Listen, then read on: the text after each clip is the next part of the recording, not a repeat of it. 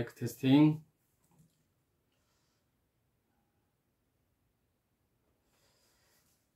오늘은 사도행전 7장과 8장을 이어서 하겠습니다.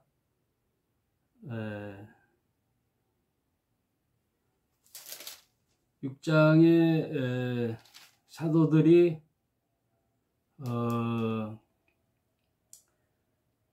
그 초대교회 신자들이 헌금했던 것들을 모아서 이렇게 나눔을 주는 공개 일을 하다 보니까 사도의 본연의 일들을 소홀히 하게 되고 여러 이제 말썽들이 있어서 그 공개하는 일은 7 집사를 세우고 사도들은 말씀과 기도에 전념하는 걸로 이렇게 새로운 교회의 지표를 세웠지요. 교회가 그래요. 어떤 고정적인 그 규정이 없단 말이에요. 교회라는 것이. 교회라는 것은 보다 복음 전파가 용이하고 또 복음 전파로 구원받은 신자들이 이제 많이 모였을 때에 그들에게 또 삶을 지탱할 수 있는 그 후원, 이렇게 보살핌, 또한 사랑의 실천이죠. 교제, 친목 이런 것들을 또 동시에 해야 된단 말이에요. 가족이기 때문에 공동체이고 하늘 아버지를 아버지로 모시는 모든 형제요 자매이기 때문에 그리고 그리스도 예수를 주님이라고 부르는 우리 주 예수 그리스도 주님이라고 부르는 공통 분모가 있단 말이에요. 그런 곳을 교회라고 하는데 그 교회의 모든 지체들은 이제 세월이 가고 시대마다 이제 그 교회상이 달라지죠.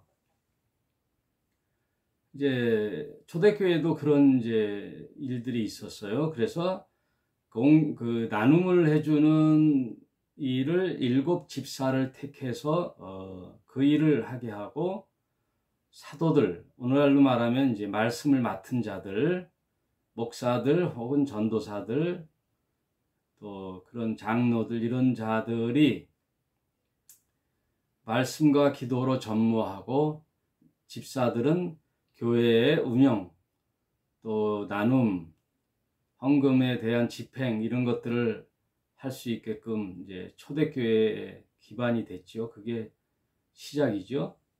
그 7 집사를 세워서 사도들이 안수를 해서 지명을 했다는 거죠. 안수했다 그 말이에요. 그 중에 이제 뛰어나게 사도행전에 기록된 집사는 스데반하고 빌립이 나와요. 그 스데반의 사역의 내용이 7장에 나와요. 7장에 쭉 나오는데 이 스데반이 성령 충만하여 이들 유대인들은 자기 조상들의 그 구약 타나크라고 하는 구약의 내용들을 빠삭하게 알죠. 우리도 한민족의 역사를 우리 그 교육을 받은 대한민국 국민이면은 대략적인 굵은 그 역사의 기류는 알잖아요. 그런 것처럼 사도행전 7장에는 스데반이 대제사장과 많은 그 유대인들 앞에 7장 한 장에 구약을 압축하는 설교를 한단 말이에요. 구약 전체를 7장 한 장에 압축을 하는 설교를 해요. 스데반. 그러니까 설교를 목사들만 하는 게 아니라 누구나 하나님의 은혜를 받은 하나님 예수 그리스도의 제자들은 성경 전체의 내용들을 늘 깨고 있어야 된단 말이에요. 성경 내용이 뭐다. 구약의 내용은 이런데 신약의 내용은 이렇다라는 걸 굵은 선에서 통전적인 이해는 하고 있어야 된다는 거예요. 뭐 이제 새 신자들이나 입교한 지 얼마 안 되는 신자들에게는 무리적인 면이 있지만 오래 10년, 20년 이렇게 교회를 다닌 집사들 이상은 성경이 무슨 얘기를 하는가를 꿰고 있어야지. 예? 내가 믿고 내가 의지하고 삶의 전 영역이라고 생각하는 믿음의 지표가 되는 성경을 목사들만 알면 안 된단 말이에요. 예? 신자들이 다 알아야죠.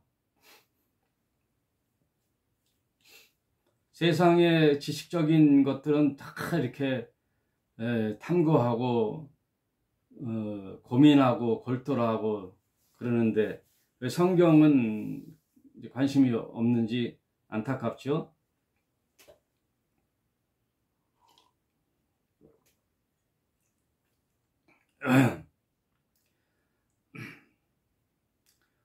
오히려 이단 사이비들이 성경을 열심히 또 탐독을 하는데 그들은 이제 왜곡된 성경을 보고 또 교주가 지시하는 그런 책들만 집중 연구하죠.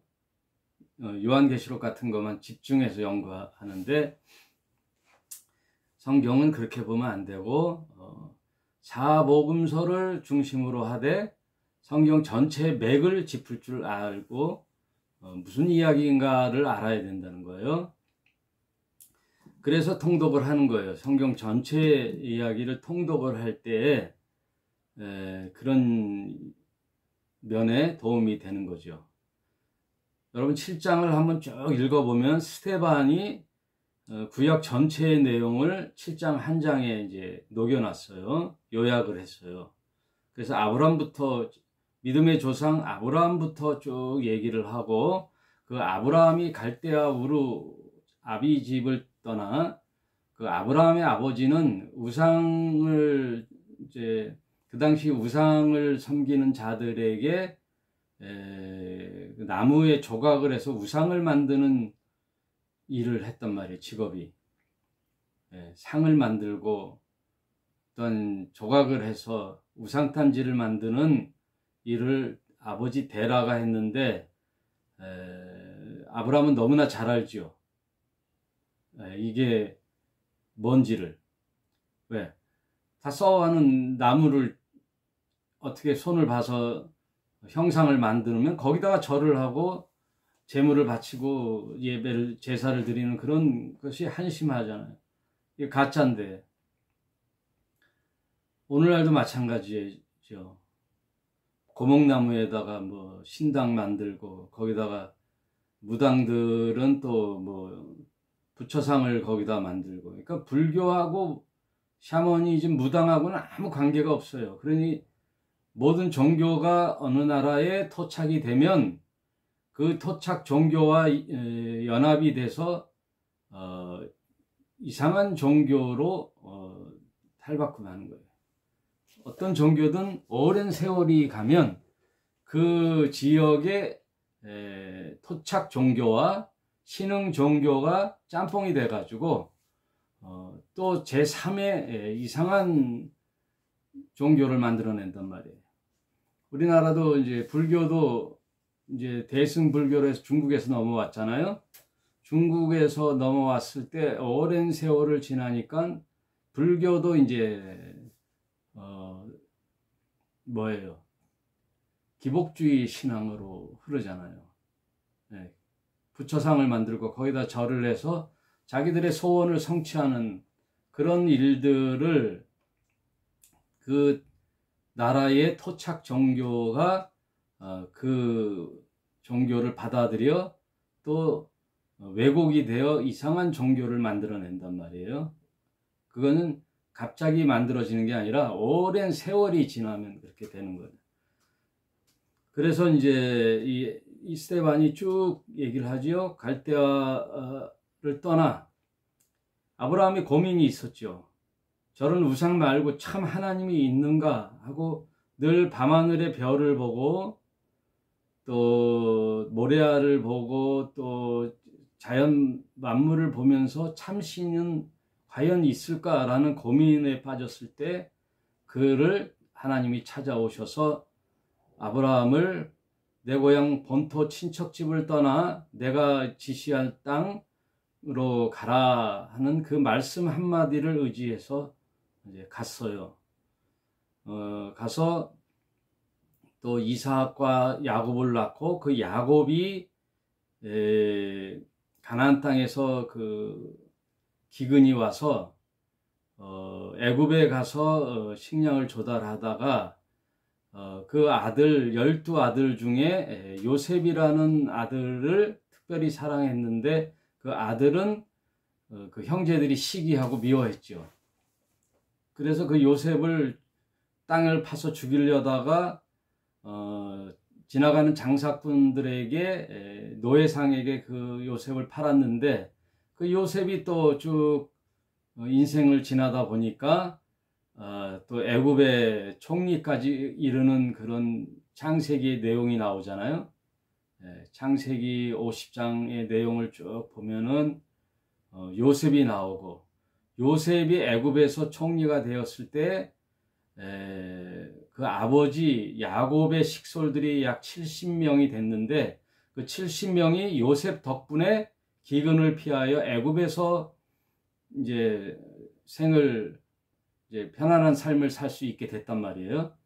그러면서 애굽에서 야곱의 식솔들과 후손들이 계속 이제 보호 아래 세월이 흐르니까 큰 이제 무리가 됐죠.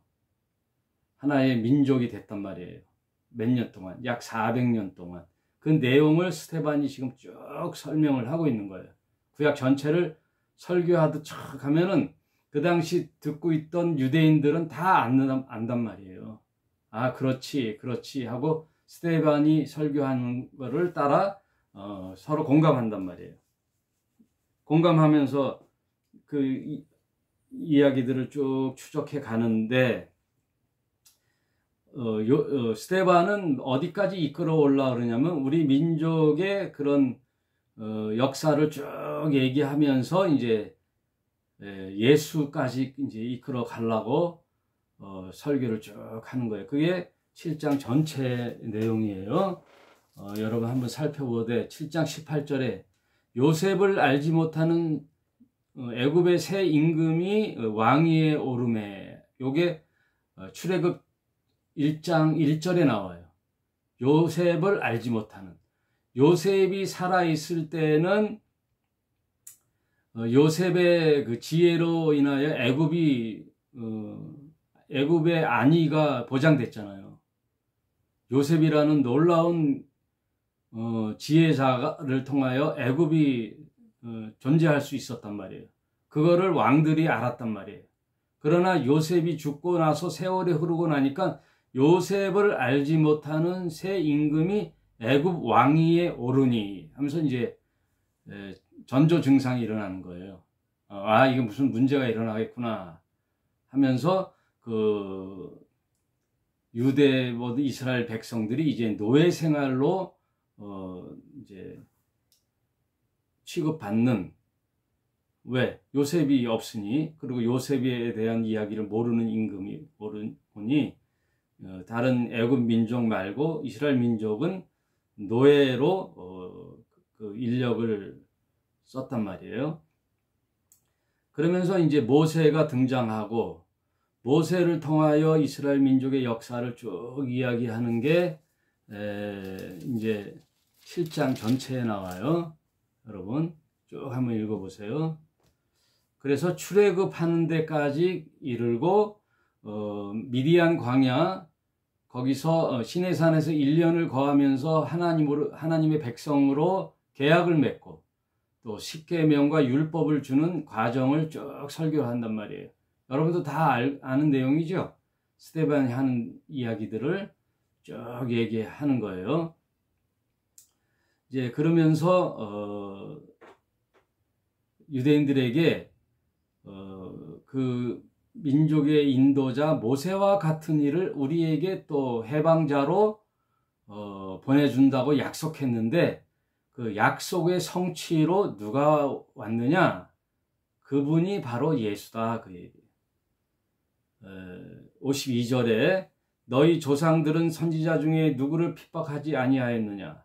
의인이 오시리라 예고한 자들을 저희가 죽였고, 그 얘기는 선지자들을 죽였다는 거예요. 이제 너희는 그 의인을 잡아준 자요 살인한 자가 되나니 너희가 천사의 전한 율법을 받고 또 지키지 아니하였도다 하니라. 저희가 이 말을 듣고 마음에 찔려 저를 향하여 이를 갈거늘 스데반이 성령 충만하여 하늘을 우러러 주목하여 하나님의 영광 및 예수께서 하나님 우편에 서신 것을 보시고, 사도행전에 보면은 아이러니한 모습들이 나와요. 이 7장 전에는 베드로와 12 사도들의 설교를 듣고 사도들은 또 엄청난 표적이 일어났죠. 안진뱅이도 고치고 소경도 고치고 많은 귀신을 내쫓고 병자도 고쳤는데, 예수 그리스도 복음을 전하니 그런 표적으로 인하여 많은 사람들이 어찌할꼬 우리가 어떻게 했으면 좋겠느냐 했더니, 너희가 각각 예수 이름으로 세례를 받고 돌이켜 회개하라. 그리하면 구원을 얻으리라. 회개를 하라, 이걸 회개. 이렇게 복음을 전하니 그때 돌이키는 자들이 몇 명이었냐? 베드로와 12 사도들의 설교를 통하여 돌이키는 자들은 2장 41절에 보니까 2장 41절 그 말을 받은 사람들은 세례를 받음에 이날의 제자의 수가 3,000이나 더하더라. 3,000명이 회개하고 돌이켰어요. 그리고 7장 54절에 보니까 7장 54절에 보니까 저희가 이 말을 듣고 마음에 찔려 저를 향하여 이를 갈거늘, 베드로와 12 사도들이 전하는 복음을 듣고서는 4장 4절에도 보니까 이 말씀을 들은 사람 중에 믿는 자가 많으니 남자의 수가 약 5,000이나 되었더라. 3,000명이 어느 날은 또 5,000명이 이렇게 회개하고 돌아오는 놀라운 역사가 일어나는가 반면에, 스데반이 전하는 말씀을 듣고는 저희가 마음을 찔려 반응이 다르단 말이에요. 베드로와 12 사도들에 대한 말씀을 듣고는 회개하고 돌이켰는데, 스데반이 말씀을 전했더니 마음에 찔려 돌이키기는커녕 스데반을 향하여 이제 어떻게 하느냐? 보라, 하늘에 열리고 임자가 하나님 우편에 서신 것을 보노라 한데 저희가 큰 소리로 지르며 귀를 막고 일심으로 그에게 달려들어 성 밖에 내치고 돌로 칠세, 증인들이 옷을 벗어 사울이라 하는 청년의 발 앞에 두니라. 그 스데반을 돌로 쳐 죽이는 장면 막 끌고 다니면서, 그런데 그 당시 누가 등장하느냐 하면 유대교의 가말리엘이라는 율법 학교 있죠. 거기에 아주 유능한 아주 유력한 자가 있단 말이에요. 그 자가 사울이라는 자예요.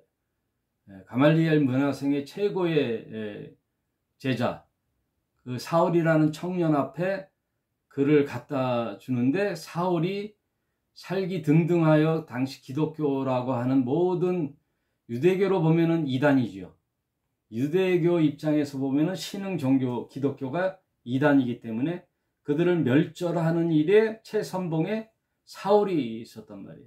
율법 학교의 수제자 사울이 그 앞에 갖다 놓으니, 저희가 돌로 스데반을 치니 스데반이 부르짖어 가로되 주 예수여 내 영을 받아 주시옵소서 하고 무릎을 꿇고 크게 불러 가로되 주여 이 죄를 저들에게 돌리지 마옵소서, 이 말을 하고 자니라. 그게 7장 마지막 절인데, 그 스데반의 마지막 절규가 누구와 유사하냐 하면 예수님이 십자가에 달려 죽으실 때 7마디 말씀을 했잖아요. 그때 예수님이 뭐라 하면 저들은 저들의 하는 짓을 모르기 때문에 이렇게 하니 하나님 저들의 죄를 용서하여 주십시오 하고 죽어요. 여러분, 저는 이 기독교, 이 종교의 핵심이, 이 기독교라는 종파의 신자들의 핵심이 뭐냐면 십자가라고 봐요. 십자가 정신. 십자가 정신이 없으면 다 신자들은 정말 안 꼽는 찐빵이 되고 공갈빵이 되는 거예요. 공갈빵. 안에 텅텅 비인 그 공갈빵 있죠. 헛 신앙을 갖고 있는 거예요. 내가 참 신자인지 아닌지를 한번 분별하려면요, 나에게 그 십자가라는 정신이 있는가를 봐야 돼요. 십자가의 정신. 성경이 이렇고 저렇고 좀 뭐 역사를 아는 것도 중요하지만 우리 신자가 나를 한번 점검함에 있어서 십자가가 있는가, 그리고 어떤 교회나 목사님이나 어떤 타인들을 한번 이렇게 바라볼 때 정죄하라는 뜻이 아니고 이제 이렇게 분별할 때 저 사람이 진실한 신자인지 아닌지, 진실한 목회자인지 아닌지를 보려면 그를 따르는 사람들이 많고 적음을 떠나고 영향력이 있나 없나를 떠나서 뭘 보냐, 십자가의 정신이 저 사람에게 있는가, 저 사람의 말이나 행동에 있어서 십자가가 있는가, 그걸 봐야 되는 거예요. 그걸 봐야 돼요. 그게 예수의 제자예요. 십자가의 정신이 있는가. 십자가에서 예수님 뭐라 그래요? 저들의 죄를 저들에게 돌리지 마옵시고 용서하소서. 오늘 스데반도 똑같은 말을 하죠. 주여 이 죄를 저들에게 돌리지 마옵소서. 이 말을 하고 자니라. 잔다는 말은 다시 깨어난다는 뜻이겠죠. 스데반이 죽음에 이렇게 도로마서 이제 순교할 때 하늘의 보좌에 예수님은 앉아 있지 않았어요. 원래 보좌라는 것은 앉아 있는 거잖아요.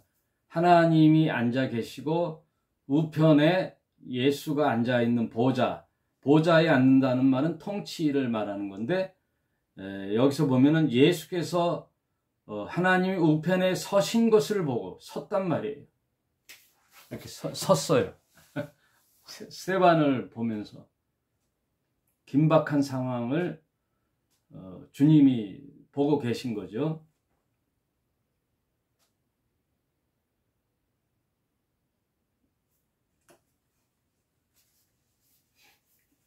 요즘 제가 이제 교회에 대해서 이제 여러 가지 고민을 하는데, 여러분, 교회를 어떤 형식으로 하는지, 뭐 어떤 제도권에 있든지, 그거를 뭐 네가 옳고 내가 옳고, 네가 틀리고 내가 맞고 뭐 이렇게 따지기보다 뭐가 중요한가 하면, 우리 인간은 다 똑같아요. 다.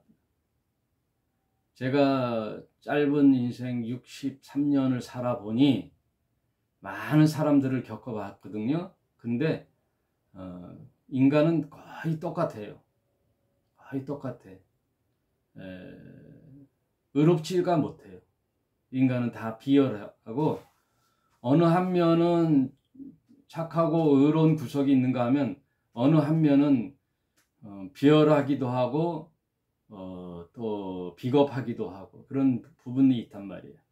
그리고 하나님 앞에 바로 설 자가 이 세상엔 한 명도 없죠. 다 죄인이란 말이에요. 그래서 교회는 옳고 그름, 정의, 옳고 그름을 따지기 이전에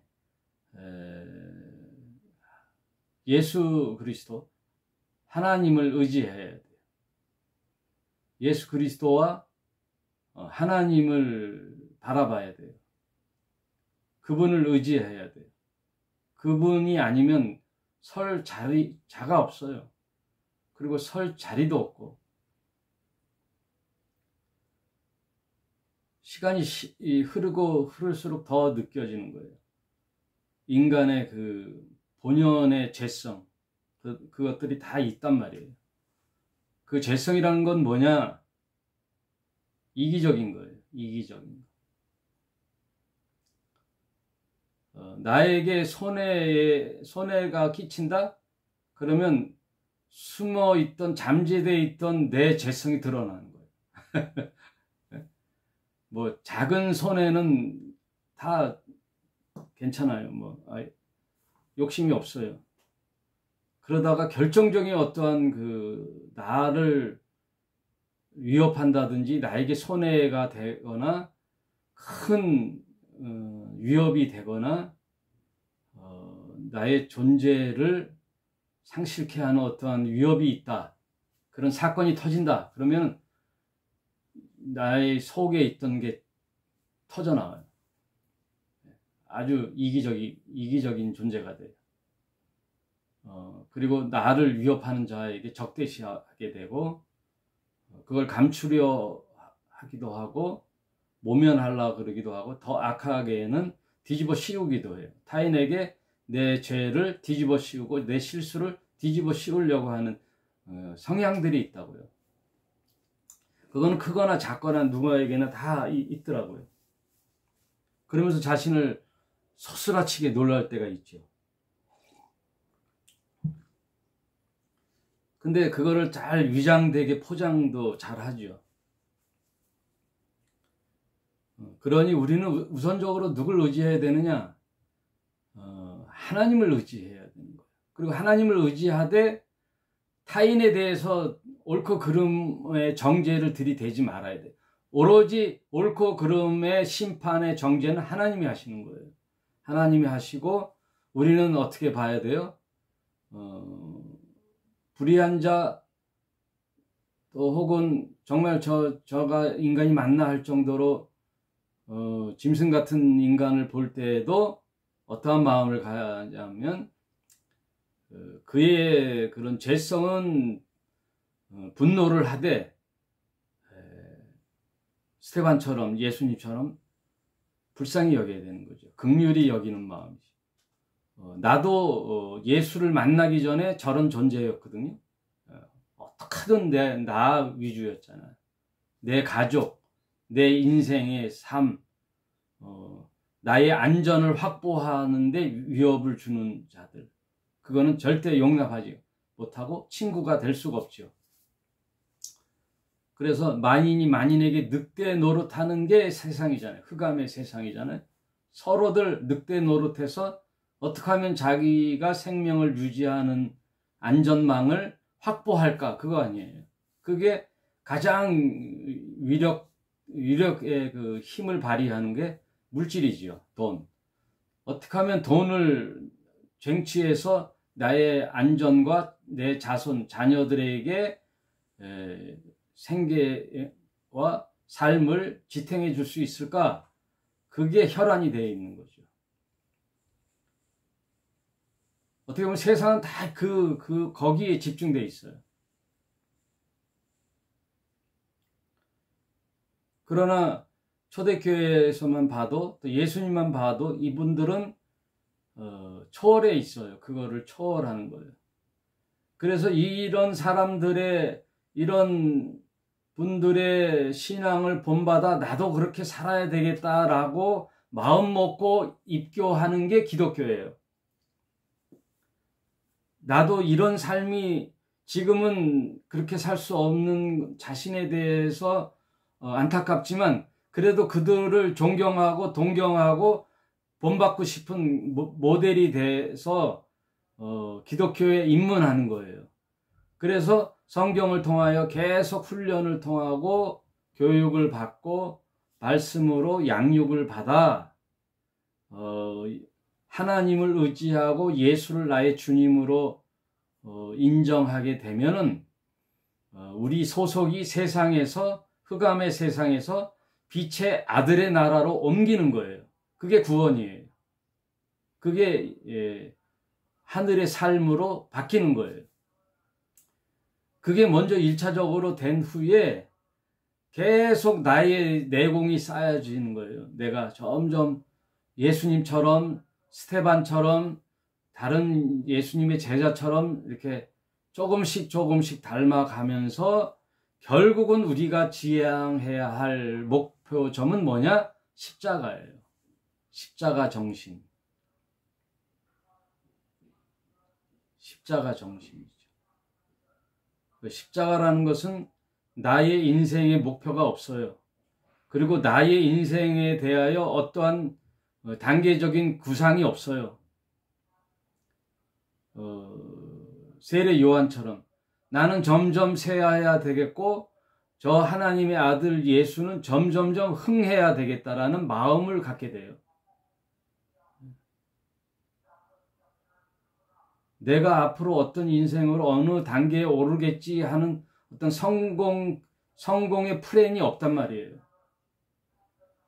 이 세상에서 내가 말뚝박고 살면서 어떠한 자리를 누리고 어떠한 물질을 확보해서 보다 편안한 삶을 살겠다라는 구상이 없단 말이에요. 점점점 예수님을 닮아가는 제자의 삶을 살기로 말씀을 보고 계속 신앙 훈련을 하다 보면은 내가 점점 내공이 쌓여지는데 그것은 나는 없어지고 자꾸만 말씀이 샘솟는 거란 말이에요.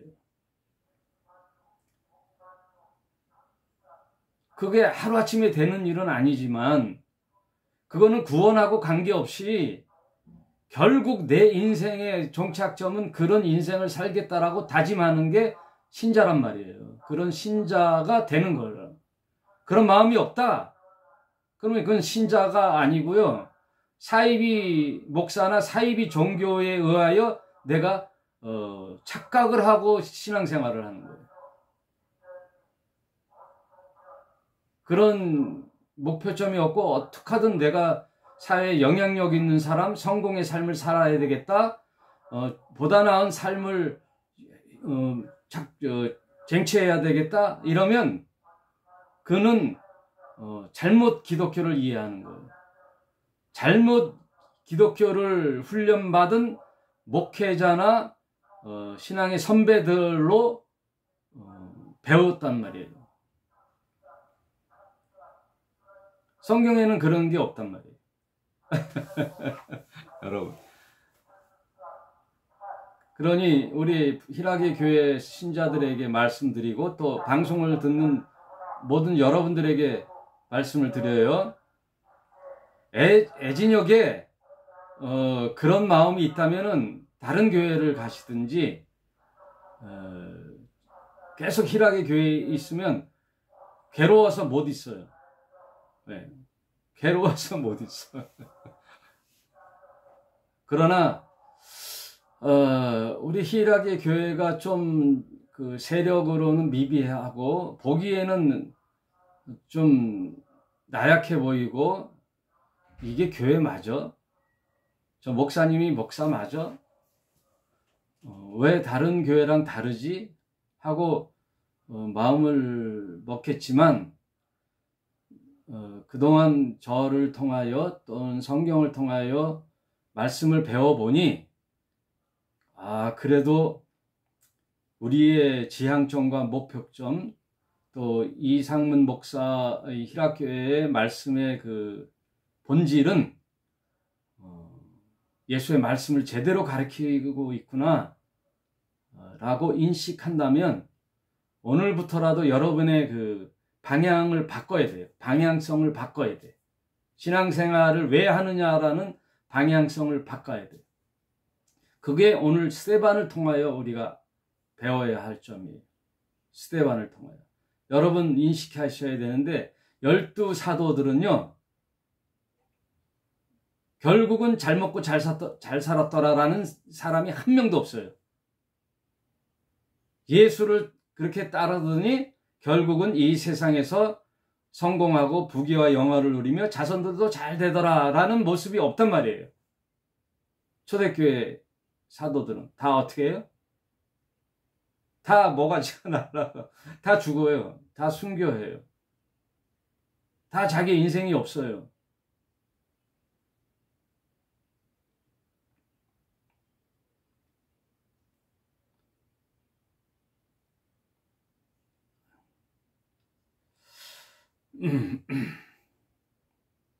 그러나 그들이 왜 그런 인생을 자처했을까요?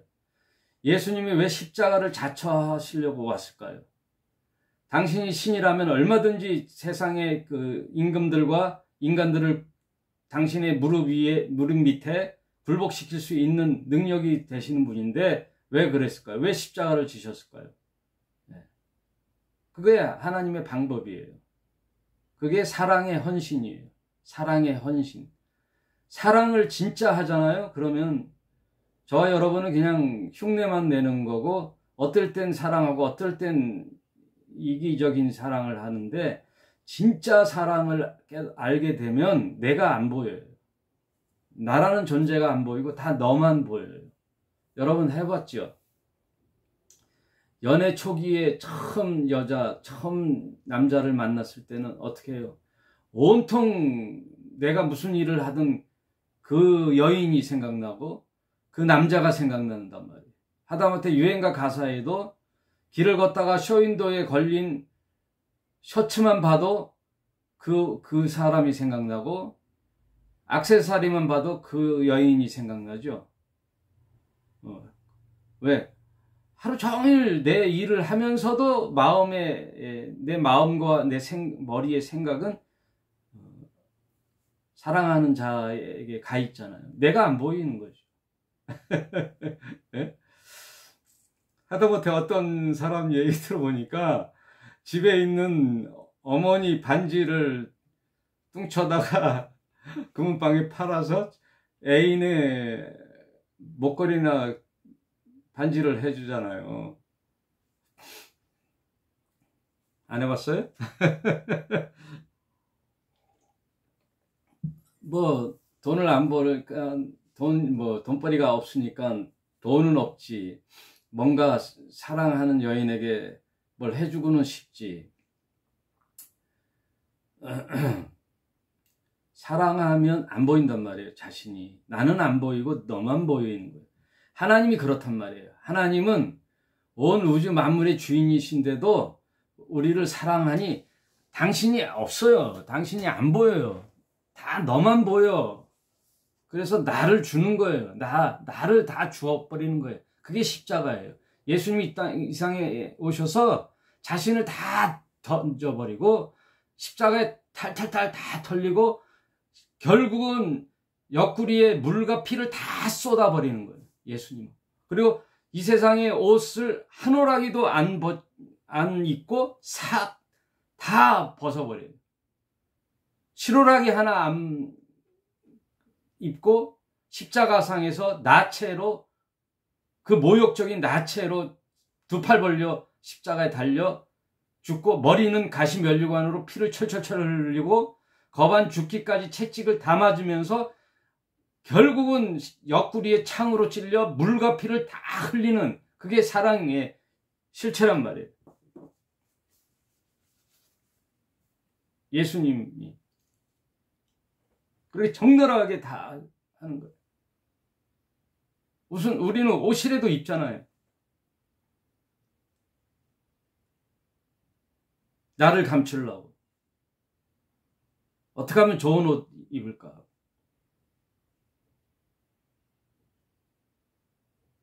그러면서 어떻게 예수의 제자로 살고 있다라고 얘기하면서 살 수 있겠어요. 여러분. 정신 좀 바짝 차려야 돼요. 저와 여러분은 아예 믿지 말든지, 그러면 예수를 안 믿고 세상 사람들처럼 살든지, 이것도 아니고 저것도 아니고, 예? 초신자라면은 얘기가 되죠. 왜? 모르니까. 기독교라는 게 뭐지? 성경이라는 게 뭐지? 라고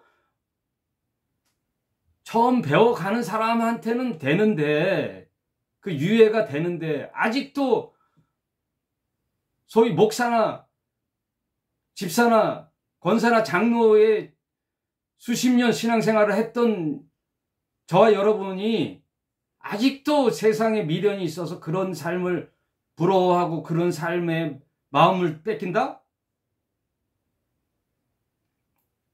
다음 주부터 교회 나오지 마세요. 예?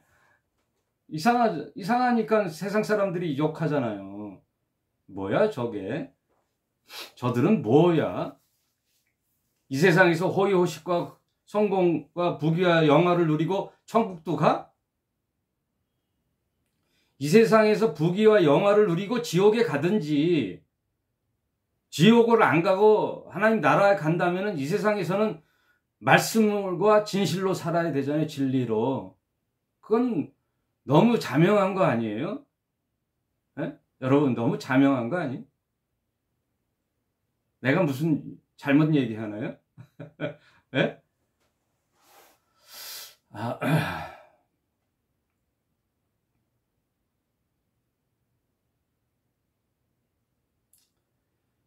그런 스데반을 잡아 죽이려고 체포영장에, 대제사장으로부터 체포영장이라는 허가증을 받고 길길이 날뛴 사람이 누구냐?